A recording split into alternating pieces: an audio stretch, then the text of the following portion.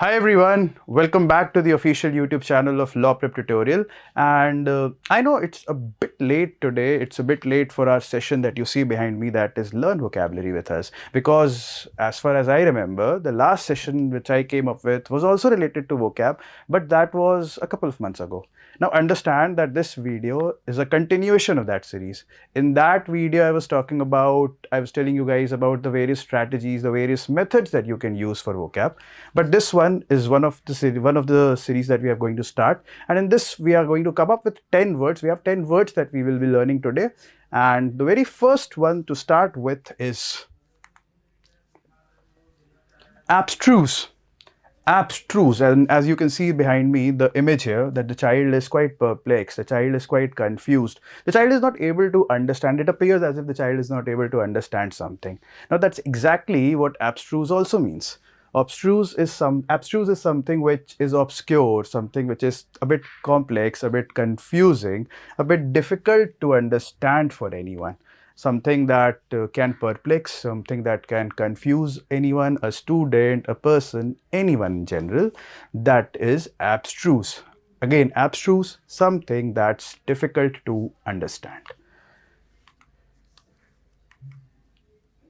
The next word that you see behind me, the image that you see, looks like it's a general or a few fighters behind the person, fighters behind the general, and they have these weapons to fight, and this person has also got a sword-like structure to fight.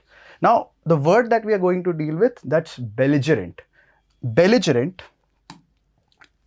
In the word belligerent, the root that you see here is the first three words, that's bell. The word bell comes from the root bellum. And bellum has to do with anything that is related to war, or something that is related to fighting, something that's related to being hostile. So belligerent, the word yahan pe that we see, belligerent is someone who is hostile, someone who is aggressive, someone who is always ready to fight, someone who is always willing to fight, always take up matter in their own hands and get into a combative zone or get into an aggressive zone, always willing to fight. And from the same root word, which is bellum, we have one more word, and that is bellicose. Bellicose is also used for someone who is always willing to fight. And one more synonym that we have for the word is pugnacious. And to remember pugnacious, or to retain the word pugnacious, you can do simply one thing, that use a mnemonic with the Hindi word panga. Panga is when you are willing to take on a tussle with someone, you're willing to take on a fight with someone, you're willing to fight, you're willing to get into an argument, or be hostile, or get aggressive. That's belligerent. Another important word, or a synonymous word, a relatable word is bellicose, someone who is hostile, always up for fight, or pugnacious. You can also use the word combative. And a simple but common word could be aggressive also, that we also have the word here, aggressive. Someone who is always up for showing aggression. The next word in line is cacophony. The word is cacophony. Cacophony is used when you hear a lot of sounds. Just assume as if you're standing in a traffic and you hear the sound of horns. Then you hear the sound of maybe a loudspeaker playing somewhere nearby. Then maybe some other type of harsh noise. So it's a mixture of a lot of noises. It's a mishmash of sound, something that is not very much pleasant to hear, something that is very much discordant. It is dissonance. It produces an effect of dissonance. It irritates you, it agitates you. So that is cacophony, or an unpleasant or harsh mixture. Too many sounds, and all these sounds, when they come together, when they mix up, it gives you a feeling of irritation. It irritates you, it agitates you. That's cacophony. The synonyms that we can use for it are discord and dissonance. These are the two words that you can use for it. You can also use one more word, that is clamor. Clamor is used for uproar or loud noise or uproar, that is cacophony. The next word in line is the word number 4 that we have here is daunting. Now, daunting simply means that something is intimidating, something that shakes your confidence, something that overwhelms you, yeah, something that discourages you. That is daunting. Daunting now could be for a difficult task or a task which seems too difficult or too complex or too problematic to handle, something that is too overwhelming. It requires a lot of effort, it requires a lot of your soul into it, but that's equally difficult also, equally tough job also. That is daunting.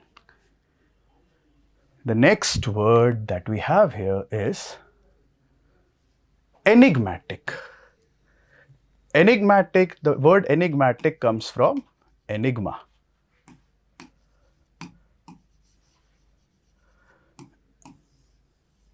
Now, enigma is something that's mysterious. And we use the word enigmatic for anything that is mysterious, anything that acts as a puzzle, anything that acts as a puzzle, anything that is puzzling, that is tough to understand, that is tough to comprehend, that is enigmatic. The next word and the next image that you see here, it appears as if there is this child and someone senior to the child is trying to beat him or trying to scold the person. Now, the word is facetious, and facetious is used when you are in a proper situation or you're in an appropriate situation where certain kind of humor may not be suitable, and in a humorous and with that humorous touch or with that humorous point that you come up with, you may appear as someone who is not quite serious or someone who likes to digress from the seriousness of the topic. The word is facetious, and it is used for someone who treats any serious topic with a lot of humor, with a lot of fun, and that's fun or that humor is inappropriate in that given context, in that given situation.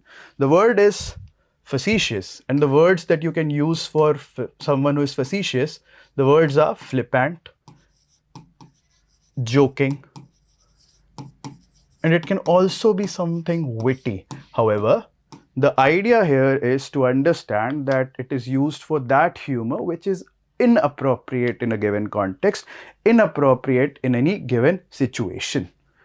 The next word that we have here is garrulous. The next word is garrulous, and garrulous is for someone who is extremely talkative, someone who is too verbose.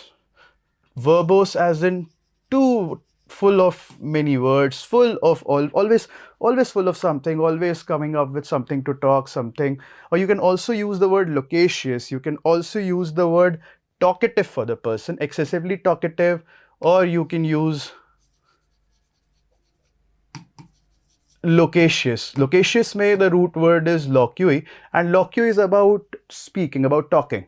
And someone who is loquacious is excessively talkative, who talks about irrelevant matters, who talks about trivial matters, small petty things, and excessively talkative, excessively always into something that's not even important, something that's not even quite relevant. That is garrulous. Always in a way doing blah blah blah blah blah. हमेशा बात करने वाला person, that is garrulous. The next word that we have here is harang. The next word is harang. और harang को समझने के लिए ना an easy context or an easy reference could be the way politicians talk. Like politicians come up with some speech, politicians come up with some of their own ideas, and the idea is usually to criticize the other person. The idea is usually to criticize the opposition, like the political leaders do. So harang is basically a lengthy and aggressive speech that aims to persuade or it aims to criticize. Purpose होता है किसी को convince करना, maybe convincing the voters, maybe criticizing the opposition party. Why I gave you the idea of a political party or a political leader is because what they do is exactly the right example of harang. अब harang के synonyms हो सकते हैं diatribe, tirade, which is a long and angry speech, diatribe, tirade, or ranting. These are all examples, or these are all synonyms which show that the speech is long, the speech is lengthy, and the speech is full of anger or criticism. That's harang for you. The next word that we have in line is impecunious. And in order to understand impecunious, you can try to break the words. Like in the last session that I was talking about, wahan pe we were talking about root words. Wahan pe we were talking about how certain roots can help you memorize or retain the word better. Yahan pe, the key to this word is understanding im plus pecunious. Now, im का मतलब होता है without. Pecunious has to do with something that is pecuniary, or pecuniary is something related to money. So if I say impecunious, it simply means without money. And that is exactly what impecunious also means. Someone who is having little money or no money, or is in a kind of a financial struggle, that is impecunious. The words that you can use is indigent. Or you can use the word penniless, that is without money, or indigent, without money. And the last in the series is juxtaposition. Now, if you see the image behind me, what you see is that there are a lot of penguins of similar color, of a lot of organ creatures of similar color. But the one that we have here, this one looks a bit different. Now, this different creature is also placed in the same set. It is also placed in the same crowd. But this placement of this odd-looking organism, or this odd-looking creature in the same set, shows that this creature has been juxtaposed. That is juxtaposed, or placing two contrasting things side by side, or close to each other, or next to each other. Juxtaposition means placing two contrasting elements together in order to create a striking effect. The striking effect that you see here is, it creates an odd effect that this creature looks a bit odd, it looks a bit different. The word here is juxtaposition. Juxtaposition means placing two things in order to show some contrast, either in close vicinity or next to each other. That is it for today, and if you like the video, do let us know in the comment section below. And if you have any other topic, do let us know about that also. And that is it. Thank you.